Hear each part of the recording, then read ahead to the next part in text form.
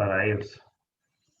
Pues la verdad es que sería un buen detalle. A mí me gustaría mucho y lo tuve en mente de repente hablarle al doctor Montiel o al doctor Muñoz si ellos quisieran pues tener una comida, salir a algún lugar, poderles apoyar, ¿verdad? Obviamente pues Zaval patrocinaría para poder tener un contacto físico ya con ellos, ¿verdad? Y pues poderles seguir apoyando, claro, ¿verdad? Bajo el consentimiento de ustedes y si los muchachos también pues pueden, ¿verdad? Pero sería ponernos de acuerdo y de repente se logra hacer alguna actividad. Muchas gracias, Gaby. Gracias, gracias. Bueno, jóvenes, vamos a empezar la clase de hoy. Una disculpa primero porque siempre les cambio el horario y les cambio la dinámica que ustedes ya tienen establecida, pero el problema es de que pues cuando salen emergencias y los jueves, regularmente yo cada 15 días pues tengo ahí un compromiso con mis redes sociales los jueves en la noche, justo a las 8 de la noche, entonces o les cambiaba la hora o les cambiaba de día y creo que prefirieron que les cambiara el día. Entonces, pues vamos a empezar a hablar un poquito de displasia broncopulmonar. Realmente la displasia broncopulmonar se empezó a estudiar a partir o empezó su mayor estudio a partir de la muerte del hijo de John F. Kennedy en 1963. Fue un chiquito que vivió 48 horas. Fue un bebé que nació prematuro, fue un bebé que nació prematuro de 35 semanas, ni siquiera fue un prematuro. Empezaron a meter un montón de dinero para estudio y para empezar a saber qué era lo que le pasaba y por qué fallecían los chicos con prematurez, ¿verdad? Entonces, la definición de la displasia broncopulmonar es una enfermedad crónica que se caracteriza por la dependencia de oxígeno. Regularmente la dependencia de oxígeno tiene que ser mayor a los 28 días eh, y que se produce por la exposición del pulmón a estas noxas o a estos productos del oxígeno que suelen ser dañinos para el pulmón, ¿verdad? Entonces, los radicales libres que se forman ahí del oxígeno son los que producen el daño a nivel pulmonar. En 1967, Norwood y colaboradores describen la primera vez la enfermedad de displasia broncopulmonar en lactantes y adultos, ¿verdad? Perdón, lactantes prematuros que necesitaban ventilación y oxígeno complementario. Luego, más adelante, se describe extensamente ya la fisiopatología y la patología. Después de que ya se introdujo en los 90 el surfactante pulmonar, pues ya describieron otro tipo de displasia broncopulmonar diferente al que veían anteriormente, antes de la época del surfactante. Eh, y pues ya empiezan a describir severidad, se daban cuenta que los chicos que tenían menos tiempo oxígeno, aunque fueran displásicos, se comportaban diferentes a aquellos que necesitaban mucho tiempo oxígeno, que necesitaban medidas más drásticas de ventilación para poderlos clasificar según su severidad.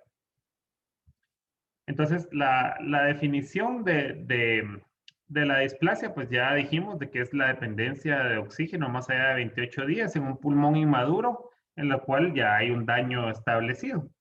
Entonces, nosotros podemos dividir la displasia broncopulmonar en tres grandes grupos, que es la displasia broncopulmonar leve, la moderada y la severa. Y las vamos a dividir dependiendo si nacieron antes de las 32 semanas de vida o después de las 32 semanas de vida. Básicamente lo que nosotros evaluamos es que aquel paciente que pasó los 28 días, que es el punto de corte, para llegar a requiriendo oxígeno, pero que a la hora de darle salida o que llegue a los 28 días, o que llegue a las 36 semanas de edad gestacional, en este caso, o 56 días, dependiendo de cuándo nació, si ese niño ya no necesita oxígeno al irse a su casa o al llegar a las 36 semanas corregidas, ese paciente tiene una displasia broncopulmonar leve. Si ese paciente llega a este punto de corte, que son 36 semanas, todavía requiriendo oxígeno o más allá de los 56 días, pero oxígeno cánula binasal, con flujo bajo, con más o menos un 30% de FiO2, pues esos pacientes se clasifican como una displasia broncopulmonar moderada. Y los pacientes que llegan a necesitar otras medidas como ventilación mecánica todavía, digamos, a los 2 meses de vida, básicamente como para que se les quede bien a los 2 meses de vida, porque son 56 días de edad gestacional, casi son los 60 días de los 2 meses. Ahí podemos decir de que ese paciente, si llega todavía intubado, requiriendo CPAP, requiriendo un flujo de oxígeno que le da más de un FIO2 del 30%, ese paciente va a tener una displasia oncopulmonar severa. ¿Y de qué nos sirve clasificar a los pacientes? Pues realmente la clasificación de los pacientes nos sirve para saber su pronóstico, ¿verdad? Obviamente la displasia oncopulmonar leve, hay menos daño pulmonar y ese paciente se va a comportar como más leve que el resto de pacientes con displasia oncopulmonar severa.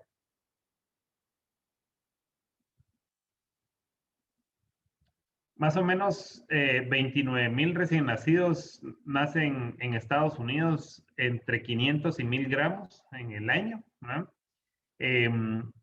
1 de cada 10 recién nacidos es prematuro, depende del grado de prematurez, pues nosotros podemos decir de que a menor edad gestacional y a menor peso al nacimiento, la displasia broncopulmonar aumenta, es inversamente proporcional.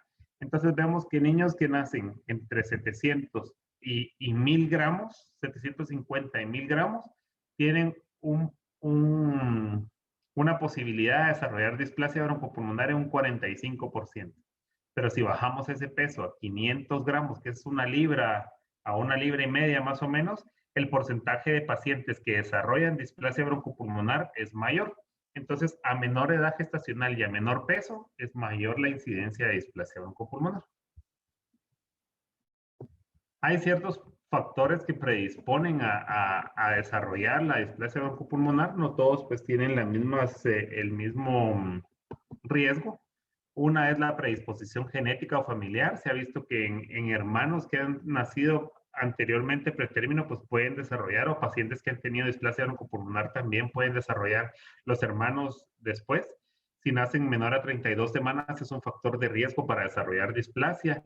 Si nace menor a 1,500 gramos o con retraso de crecimiento intrauterino, si de raza blanca, si han tenido antecedentes de coriomionitis, la mamá, o enfermedad pulmonar grave, el sexo masculino también. Recuerden que uno de hombre sufre, lo que pasa es que cae. Casi todas las enfermedades nos dan más a los hombres que a las mujeres y la displasia broncopulmonar pues no es una excepción. Entonces, ¿cómo se da toda la cascada desde un pulmón inmaduro hasta que llegue a tener el problema de displasia broncopulmonar? Pues este paciente trae predisposición genética, viene con prematurez, bajo peso, empiezan las agresiones pulmonares, sobre todo el oxígeno, ¿verdad? El oxígeno a dosis altas es muy dañino, por lo cual se sugiere en la reanimación empezar con FIO2 menores a 30 o de 30% para abajo, porque nosotros lo que no queremos es mantener ese paciente en hiperoxia. La ventilación mecánica, el volutrauma, la telectotrauma, todo lo que se causa, todo lo que pasa en un periodo de intubación de los pacientes, más que, pues, no sé cómo está el intensivo del Roosevelt, pero por lo menos en Pamplona, en el IX, todavía en algunos pacientes usaban Cicrist, ¿verdad? Que esos ventiladores ya no deberían de existir. La verdad de que pues, han salvado vidas y todo, pero también han tenido mucha repercusión en cuanto a patología posterior de los recién nacidos. Tenemos la liberación de mediadores inflamatorios o radicales libres. Normalmente el cuerpo de un pulmón inmaduro no tiene, para contrarrestar estos radicales libres, no tiene bien su función de los antioxidantes en el cuerpo, y esta disminución de los antioxidantes con aumento de oxidantes hace que empiecen a producirse ciertos factores como el factor de crecimiento endotelial vascular, hay disminución del crecimiento alveolar, disminución de la aceptación alveolar, disminución del crecimiento de los vasos, y todo eso va a hacer que un pulmón sea más chiquito de lo que normalmente es y que los alveolos no se desarrollen como normalmente se deberían desarrollar. Y esto es lo que posteriormente da el problema de una displasia broncopulmonar. Entonces, tenemos lo de la vieja displasia y nueva displasia. Realmente no sé qué tanto ustedes ven una en la otra. Realmente en el ICSS es bien frecuente que nosotros viéramos pacientes mucho mejor manejados en zona 6, digamos. Los pacientes en zona 6 estaban los intubaban tempranamente, les aplicaban surfactante o les ponían CPAP tempranamente, tenían mejores cuidados prenatales y mejores cuidados a la hora que nacía el niño, y probablemente eran niños mucho más chiquitos que sobrevivían, ¿verdad? Niños de 28, 29 semanas, son niños muy pequeños que regularmente su pulmón es tan inmaduro que los espacios alveolares son grandes, crecen con mucho menos alveolos que los niños desarrollan menos alveolos que los niños normales, ¿verdad? Nacidos a término y sin displasia broncopulmonar. Y pues hay cierta disrupción de las estructuras normalmente, ¿verdad? Puede haber colapso de la vía aérea, pero vean ustedes la diferencia histopatológica con la displasia broncopulmonar que se ha visto toda la vida. Presiones altas, no uso temprano de surfactante, no control del FiO2, pacientes que incluso pueden ser más viejitos, ¿verdad? No pacientes de 32, 33 semanas que deberían de tener un mejor pronóstico, pero no se da un tratamiento adecuado.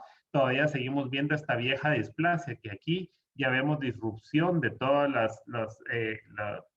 las estructuras de anclamiento de los alveolos, vemos una inflamación más severa en la vía aérea, vemos que los vasos sanguíneos están ya con depósitos de fibrina entre los vasos y la vía aérea. Entonces vemos un pulmón totalmente diferente en estructura de una displasia antigua, que yo creo que antigua probablemente en otros países, aquí nosotros la seguimos viendo, y la displasia broncopulmonar nueva. Estas son las placas, no sé si han visto plaquitas como estas todavía, ¿verdad? De los recién nacidos. Eh, Esta es la antigua displasia o vieja displasia, que son aquellos pacientes que tienen mucho daño pulmonar, múltiples imágenes hiperlúcidas dentro del pulmón porque hacen algo que se llama enfisema intersticial persistente, que es empiezan a romperse las vainas alveolares alrededor y empieza a haber escape de aire. Y estas son las plaquitas que normalmente vemos como la nueva displasia. Son pacientes que lo que vemos son imágenes en vidrio deslustrado, imágenes eh, intersticiales como aumento de líquido. Entonces no vemos un daño pulmonar tan severo, pero sí hay un daño pulmonar. Lo que pasa es de que es un daño diferente, ¿verdad? Entonces, es importante que nosotros sospechemos de que un paciente puede llegar a tener displasia broncopulmonar. ¿Y cómo lo hacemos? Pues siempre cualquier prematuro que cursa con dificultad respiratoria, pues es un paciente que puede llegar a desarrollar displasia broncopulmonar. Eso tiene que ver con las infecciones pulmonares o extrapulmonares y puede que no, pero las infecciones pulmonares aumentan el riesgo de displasia. Pacientes que aún persisten en ventilación mecánica, ya nos vamos asomando a los 15 días o 20 días y el paciente todavía sigue con ventilación mecánica, ese paciente tenemos que sospechar desde antes que va a tener un problema de displasia broncopulmonar. Los síntomas respiratorios como taquipnea, retracción, estertores que escuchamos regularmente o que el paciente no esté infectado, son datos que nos obligan a pensar de que ese paciente puede desarrollar un problema de displasia. Entonces, la clínica de la nueva displasia, normalmente el recién nacido pues nace con dificultad respiratoria, ¿verdad? Muy bajo peso, no podemos diferenciar si ese paciente va a tener una displasia nueva o una displasia vieja, pues están todos los factores de riesgo, la mamá tuvo una infección, el bebé nace prematuro, nace con bajo peso, ese paciente ya tiene todas las de poder desarrollar una displasia. Entonces, ese paciente puede estar con ventilación mecánica o con CPAP y luego, no sé si a ustedes les pasa, pero ese alegrón que dan los recién nacidos por ahí por la segunda, tercera semana que van mejor, le quitamos oxígeno o vamos dejándolo un tiempito solo con oxígeno ambiental y de repente se nos entochan, ¿verdad? Se ponen malitos, empiezan con fatiga, empiezan a retener CO2, empiezan con retracciones y uno dice, bueno, ¿qué es lo que puede estar pasando aquí? Hay cambios en la radiografía y todo. Tenemos que pensar dos cosas principalmente. Primero, que se le haya abierto un ductus y segundo, que se haya infectado. Son las dos, las dos cosas que nosotros tenemos que pensar en un paciente que tiene displasia broncopulmonar, ¿verdad? Entonces, ese paciente que nosotros creímos que pueda llegar a tener una displasia leve porque ya estaba dejando el oxígeno, solo lo tenía ambiental y todo, puede llegar a requerir intubación nuevamente y llegar a ventilación, por lo cual tenemos que estar pendientes de estos pacientitos. Entonces, esto es lo que tenemos que buscar, ¿no? Episodio de infección o reapertura del ductus.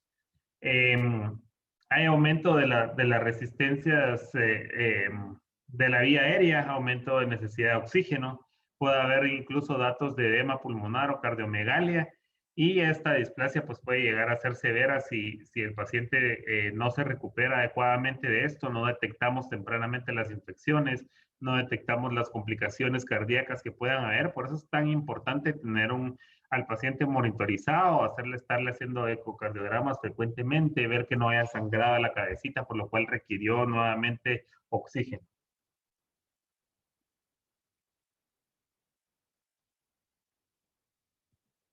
El tratamiento, realmente no hay tratamiento específico para la displasia broncopulmonar. Pues el tratamiento es tratar de prevenir el daño pulmonar, tratar de prevenir el daño cardíaco, favorecer el crecimiento, mejorar la alimentación, todo lo que nosotros podamos hacer de extra, ¿verdad? Una de las cosas que tenemos que estar bien para que nuestro paciente pueda estar adecuadamente y que pueda salir de una ventilación o oxígeno es mantenerlo nutrido, ¿verdad?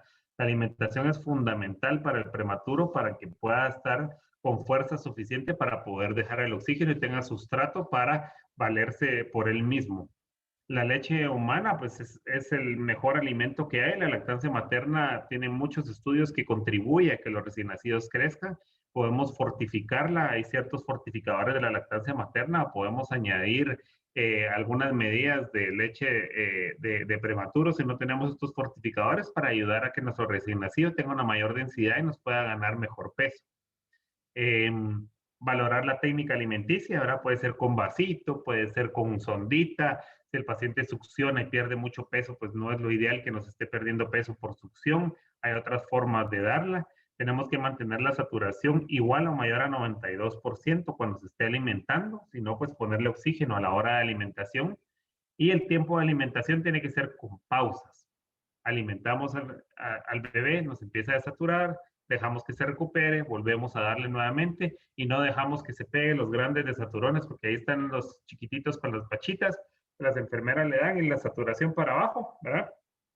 Y esto es de suma importancia para que el bebé nos gane peso y pueda salir rápidamente del oxígeno.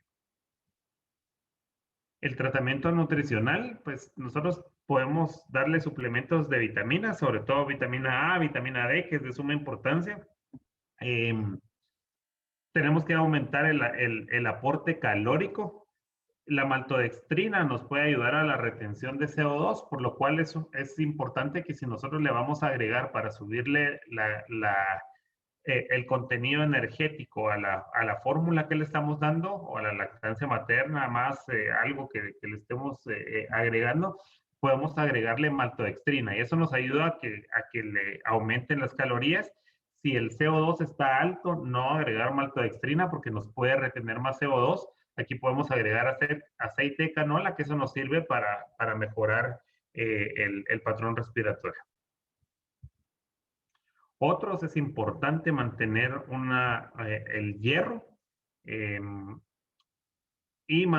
mantener la hemoglobina. Esto tiene que ser con aportes de hierro, dependiendo de cada prematuro. Incluso necesitamos algunos aplicarles eritropoyetina. Es bien importante esto. Yo ayer les daba clase a los R2 y les hablaba acerca de los diferentes mecanismos de hipoxia que tienen en el cuerpo. Nosotros tenemos 4 mecanismos básicos de respiración, que es el de ventilación, que es entrada y salida de aire, el de intercambio gaseoso, que es la difusión, que es el cambio de oxígeno del alveolo al capilar, la perfusión, que nos sirve para poder llegar la sangre al pulmón a recoger el oxígeno y a llevárselo a los tejidos, y el transporte, que depende básicamente de la hemoglobina. Entonces, yo siempre les decía a mis residentes, les decía, miren, ustedes me están diciendo que su prematuro necesita oxígeno para irse a casa como un paciente con displasia broncopulmonar. Pero ¿por qué necesita oxígeno un paciente con displasia broncopulmonar? Necesita oxígeno porque hay un daño pulmonar. Y ese daño pulmonar lo que hace es de que como no ha crecido suficiente el pulmón y los alveolos, están inmaduros, hay una distancia muy grande entre el alveolo y el capilar.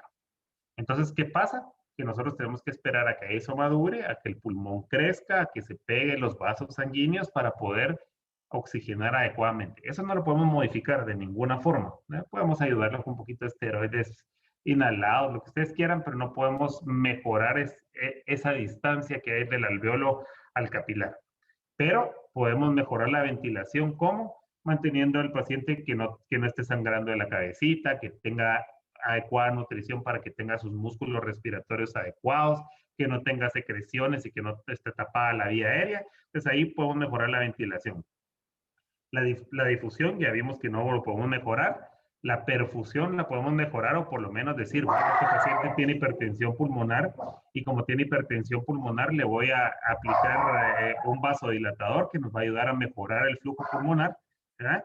Y el transporte, pues si tenemos hemoglobina baja, no vamos a poder transportar el eritrocito. El eritrocito no va a poder transportar oxígeno y no vamos a poder sacar ese paciente. Entonces, de las 4 cosas, si nosotros podemos mejorar 3 o por lo menos tener 3 óptimas, nosotros podemos decir que nuestro paciente no deja el oxígeno porque todo lo demás ya lo descartamos y solamente es por el problema de intercambio gaseoso. Entonces, cuando un paciente llegan ustedes a presentarle al neumólogo, no sé cómo es allá, pero si ustedes le llegan a presentar al neumólogo y le dicen, mire, doctor, fíjese que venimos por un concentrador de oxígeno. Por lo menos yo no se los autorizaba, les decía no, hasta que ese niño suba la hemoglobina, porque el principal estímulo para que se produzca eritropoyetina en el riñón, ¿alguien sabe cuál es?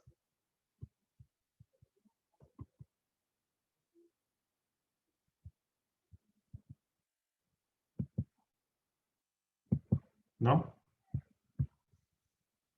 Alguien que se anime. Ahí Fonselia, a ver.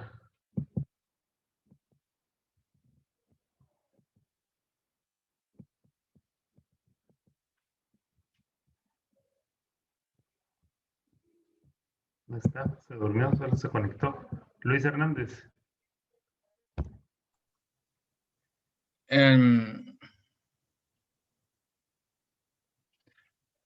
¿No sería el hierro, doctor?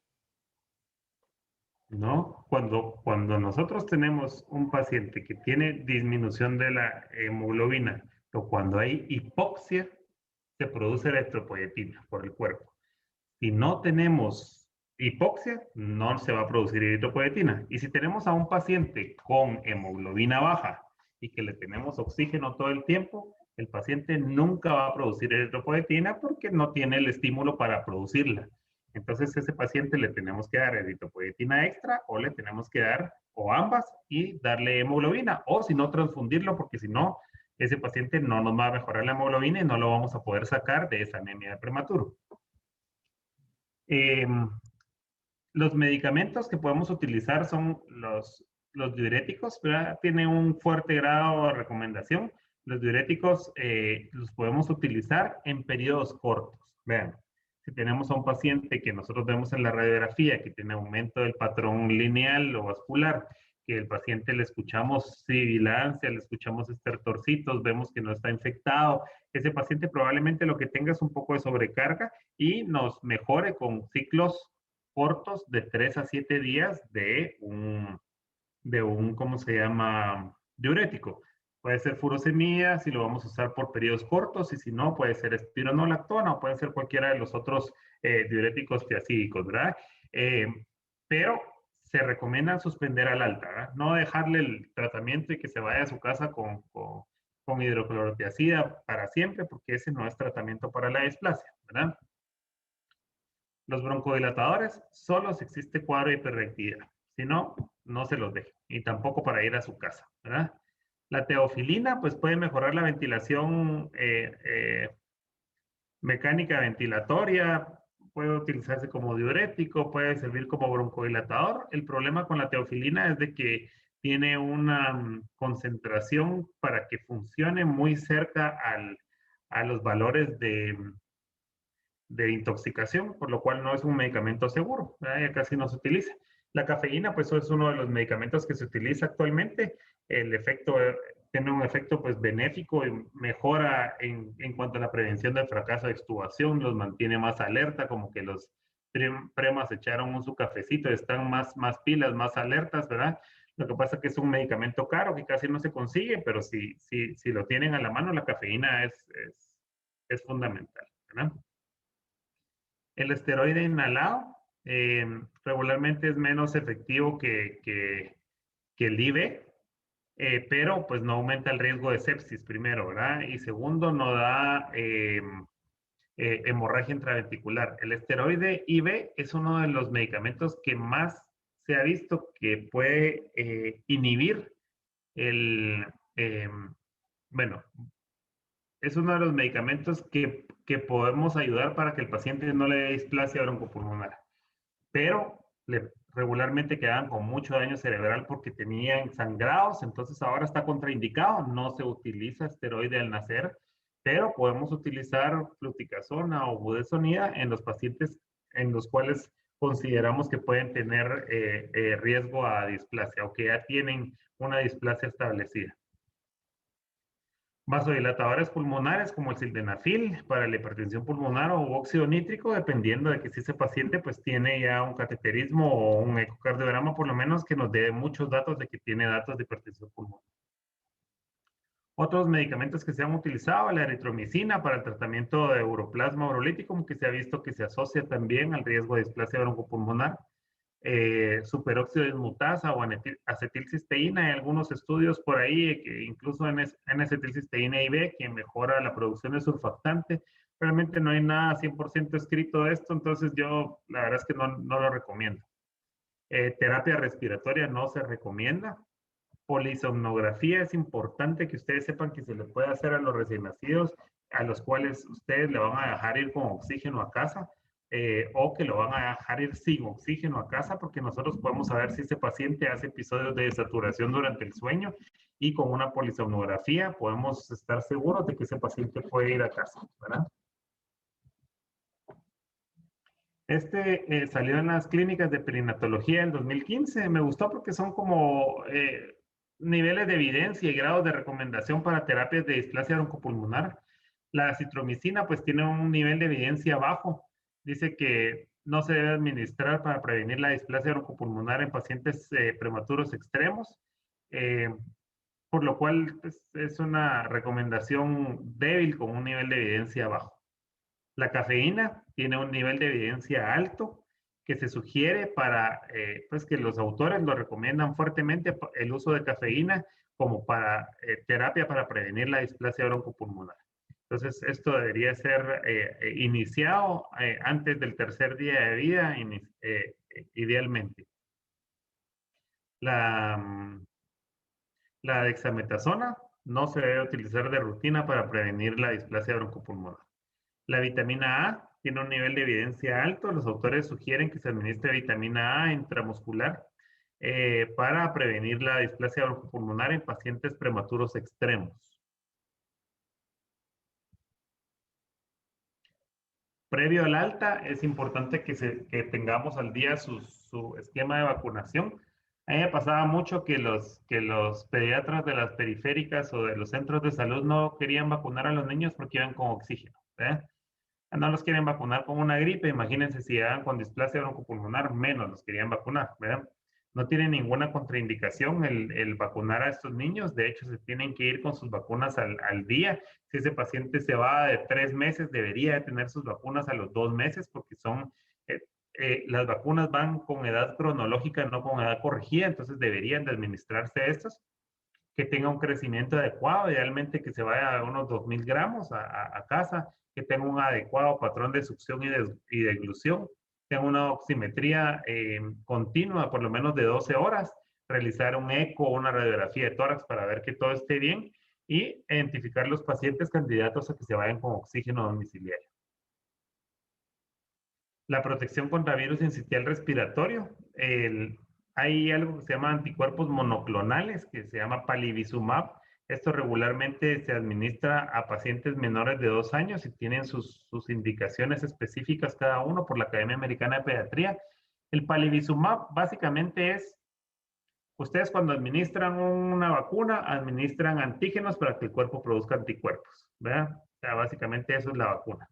En este sentido, este medicamento no es una vacuna porque lo que estamos inyectando son los anticuerpos que van a estar circulando en el cuerpo, porque el cuerpo del bebé todavía no puede producir los anticuerpos por él solo, para evitar de que le dé infección por virus sincitial respiratorio que puede llegar a ser grave en estos chicos prematuros. ¿Qué pasa con estos bebés prematuros? Lo que pasa es de que sus vías aéreas son más estrechas, hay menos cantidad de alveolos que lo que debería haber normalmente. Los anticuerpos en un bebé a término se pasan completamente a través de la placenta en el último trimestre del embarazo, lo que no pasa en los recién nacidos prematuros que no llegan al tercer trimestre, por lo cual la placenta no es suficiente para pasar anticuerpos al bebé, y entonces estos bebés tienen más riesgo a infección por el virus sincitial respiratorio y por cualquier otro virus. El virus sincitial respiratorio corresponde al 40% bronquiolitis y neumonía. Globalmente, 33 millones de casos anuales de infecciones de vía respiratoria baja asociadas a virus sincitial respiratorio. O sea, hay muchos millones de ingresos hospitalarios secundarios a virus sincitial respiratorio, ¿no? La principal causa de muerte en pacientes infantes tempranos, pues por neumonía en prematuros es el sincitial respiratorio, por lo cual la Academia Americana de Pediatría desarrolla las guías sobre las guías para la administración y profilaxis del palivizumab. Estas son las indicaciones. Básicamente, todo paciente nacido antes de las 29 semanas debería de aplicarse palivizumab. ¿Cuántas dosis? Ya vamos a ver ahorita. Menores a 32 semanas, pero que tengan daño pulmonar. O sea, digamos que aquel paciente que nace de 30, 31, 32 semanas, en teoría, según las indicaciones de la Academia Americana de Pediatría, no tendría indicación de administrarse el palivizumab, solo si tiene daño pulmonar establecido, que es muy probable que un paciente antes de 32 semanas tenga displasia oncopulmonar. Pacientes menores de 2 años que sigan requiriendo oxígeno todavía por daño pulmonar también, cardiopatías, inmunodeficiencia, síndrome de Down. El Comité de Enfermedades Infecciosas les dice a estos, miren, tengan cuidado porque hay prematuros tardíos que desarrollan sibilancias y problemas pulmonares, pacientes de 32, 33, 34 semanas, por los cuales estos prematuros viejitos no hay que dejarlos tan descuidados, ¿verdad? Que se vea realmente el riesgo que tienen para desarrollar infección grave por sincitial y que más adelante se puedan incluir en la guía. Entonces, el palivizumab es un anticuerpo monoclonal, reduce la replicación pulmonar del virus sincitial hasta 100 veces en niveles séricos de 40 microgramos litro. La Academia Americana recomienda un máximo de 5 dosis, ¿sí? En grupos de riesgo. El palivizumab es un medicamento que cuesta alrededor de 10,000 quetzales o 12,000 quetzales la dosis, ¿verdad? Trae 100 miligramos, la dosis es a 15 miligramos por kilo. Si el paciente pesa 1 kilo, se le va a administrar 15 miligramos. Si pesa 2 kilos, le vamos a administrar 30 y le sobran 70. Entonces, a veces lo que hacen es compartir. Los que han pasado ahí por prematuros han visto que se comparten las dosis de palivizumab, que también es válido, ¿verdad? El problema de seguir las recomendaciones o no seguir las recomendaciones de la Academia Americana es de que, veamos, En el norte, vean ustedes en amarillo, la época de sincitial respiratorio está bien marcada. La semana epidemiológica 43, que corresponde como a noviembre, más o menos, octubre, noviembre, cuando empieza el invierno, hasta la semana 16 o 14 o 16, el virus sincitial tiene un pico. Y después de eso disminuye drásticamente. En todo este periodo no hay virus sincitial respiratorio, ¿verdad? Entonces, a pacientes que les van a dar egreso a las 22, 24 semanas epidemiológicas, ese paciente se va a ir a casa sin palivizumab porque no tiene un riesgo para que el paciente tenga pues pueda tener infección grave por sincitial, porque no es época de sincitial. Eso es Canadá. Eso es en Estados Unidos. Vean, igual. ¿Dónde está esto? Ajá. Vemos semana 38, 41, empieza a subir y al final de la 17 baja. Y así se comporta todo el año. Eso es en el norte. Vean ustedes en el sur. En el sur es al revés, como las temporadas de invierno son al revés. Aquí, a partir de la semana 15 a 17, en celeste, se encuentra el virus sincitial y después baja considerablemente y vuelve a subir a la semana 15, 17 y vuelve a bajar otra vez a la semana 43. Se comporta lo contrario al norte, al hemisferio norte, ¿verdad? Vean ustedes Guatemala cómo se comporta. ¿Sí? Sincitial respiratorio aquí en celeste. Un año súper alto todo el año, el otro año bajito, otro año vuelve a subir, otro año está más o menos, ¿verdad?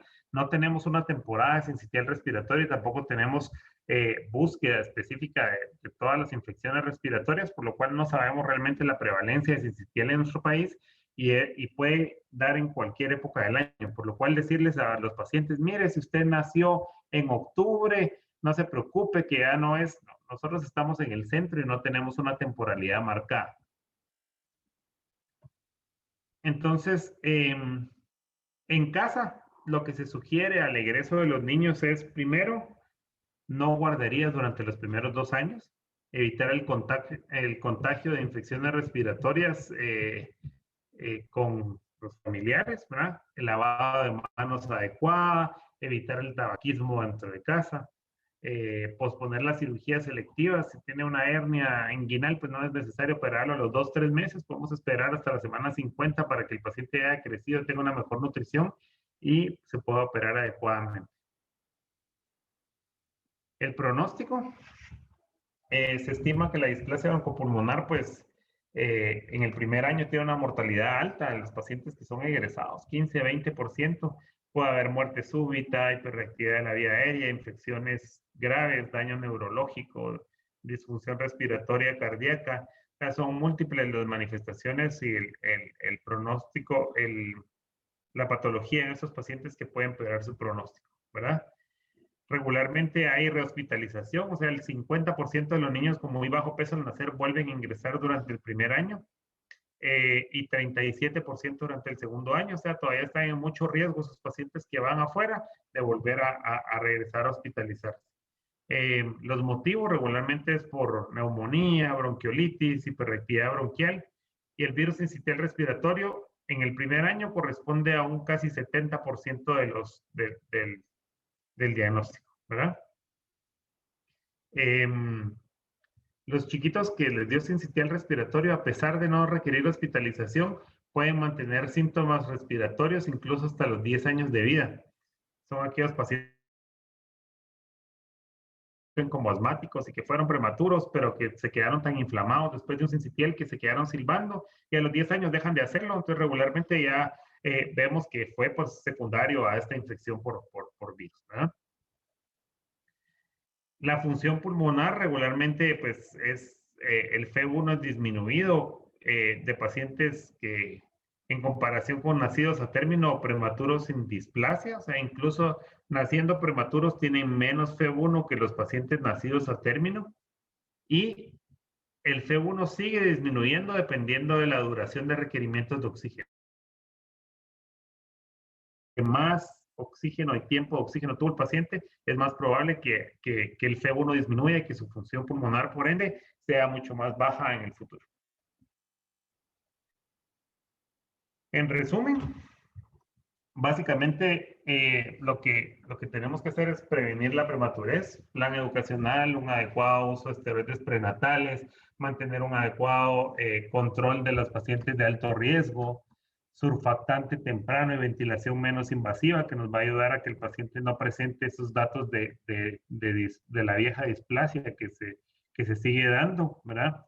Control estricto de la oxigenoterapia, no subirle el oxígeno si no lo necesita, no tenemos que tener saturando a nuestro paciente 100% porque hay límites dependiendo de las horas de nacimiento que tenga, pero con que tengan al paciente saturando arriba de 92% estamos bien, no necesitamos más de eso. Restricción de líquidos para que no nos haga un edema pulmonar o que no nos abra ductus, un aporte calórico adecuado, el control de infecciones y la cafeína que ya hablamos, ¿verdad?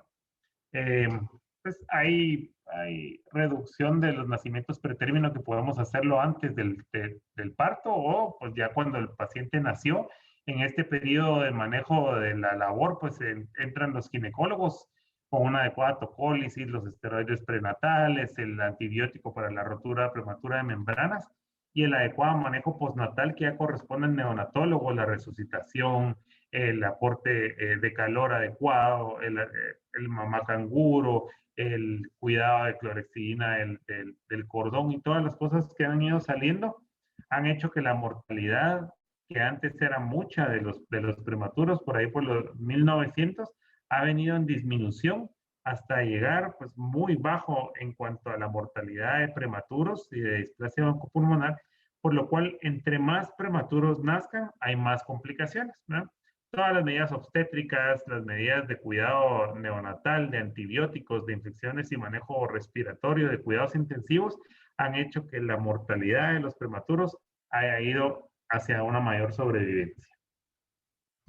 Esto se necesita un equipo multidisciplinario entre neonatólogo, infectólogo, cardiólogo, neumólogo, fisioterapista o nutriólogo, neurólogo. A veces solo los ve el residente y ya, ¿verdad? O sea, tiene que ser un manejo multidisciplinario donde tienen que estar todos de la mano para poder llevar a este niño a un buen término.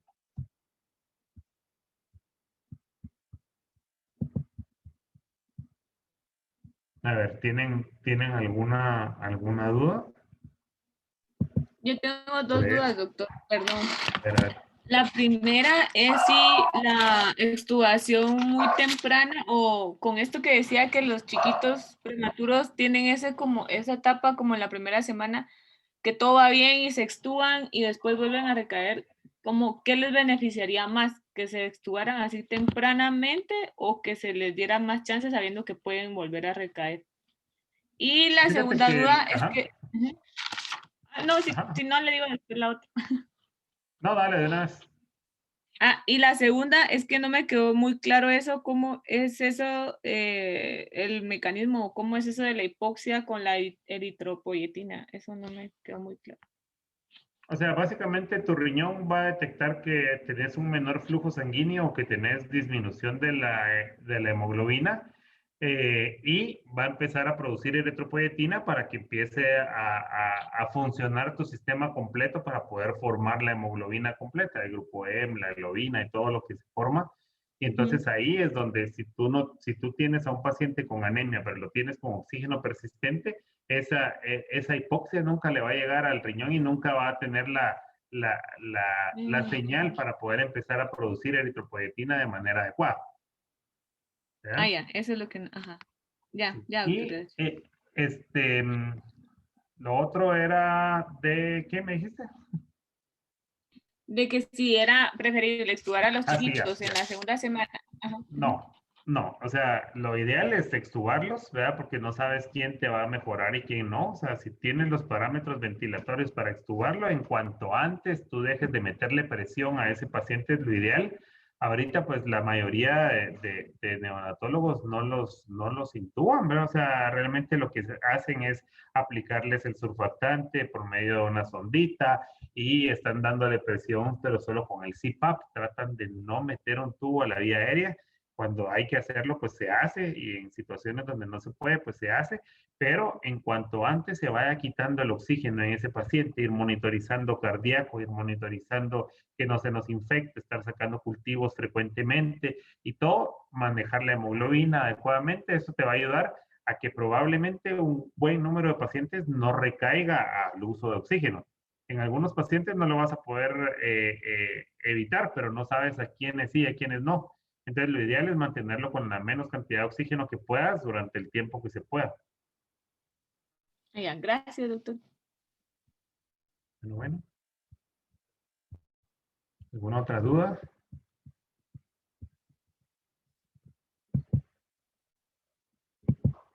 ¿No? ¿Seguros? ¿Quedó todo claro?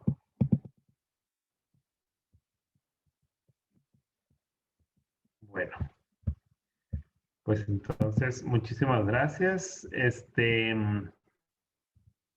Yo creo que todavía me quedan darles 2 clases, una el siguiente martes que va a ser de Krupp y bronquiolitis y la otra que va a ser el siguiente martes, que no recuerdo de qué es, de coronavirus creo, ¿verdad? Entonces esa vamos a pedirle favor también a Gaby si nos ayuda para hacer esta reunión. Y cualquier cosa, pues se comunican conmigo. Ahí tienen mis datos para comunicarse cualquier duda. Feliz noche. Gracias. Gracias, doctor. Feliz noche. Gracias, doctor. Gracias, doctor. Chao.